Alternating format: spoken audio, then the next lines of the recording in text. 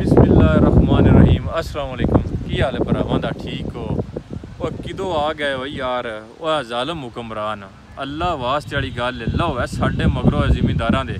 ये तुहाडी वजह तो आ जेड़ा मौसम है ना, ये कोई जट्टां दी वजह तो मौसम नहीं बढ़ रहा। जट मस्कीन बंदा है, 6 महीने अपनी फसल कटदा है।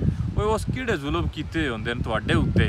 ये तुसी जालम हुक्मरान साडे ते आ गए हो, तो मुसल्लत हो गए हो साडे उत्ते। अल्लाह दी कसम ऐ वेखो थल्ले ऐ बरोटे, इन्हां उत्ते बारिश हो गई हुई है, ठीक है। इस तो बाद हुण ये खोलने है, खोल के मोहने सुकाने न, सुका के मोहने गाने न।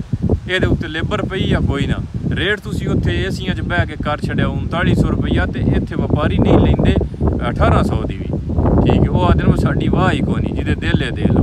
ते जट जेड़ा किला 2 किले यार मेरे हार दा जेड़ा मालक है वो किते जावे, ठीक है, केड़े पासे जावे?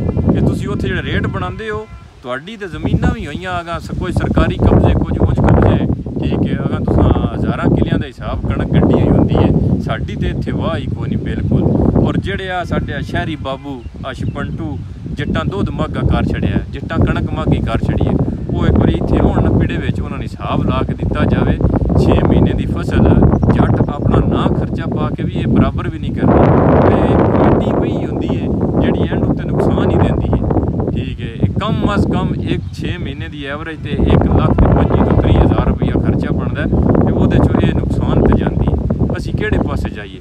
तुसी उत्थे बह के आख छड्डदे हो नहीं जी अंज नहीं तो अंज, तो मेहरबानी करो ओए टुर जाओ, ज्यों जान दिओ साडे मगरों लो आ उत्तों साडे उत्ते मुसल्लत हो गए हो आई धक्के नाल, ठीक है। कोई हुक्मरान चंगा होण दिओ जेड़ा कोई कम अज़ कम जट्टां दे भले बारे सोचे, जिमींदारां दे भले बारे सोचे, और वो फसल जी है कम अज़ कम 6 महीने इंतज़ार करता है, ठीक है। जो कम अज़ किलो दुध का रेट थोड़ा जिहा चाड़ लवे तो दुध लैने तैयार को नहीं होंदा।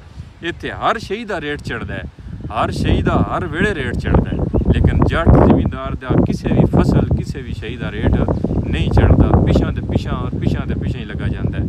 कुछ खौफ खुदा करो, अल्लाह पाक सब नूं सलामत रखे, सोने रब दे हवाले।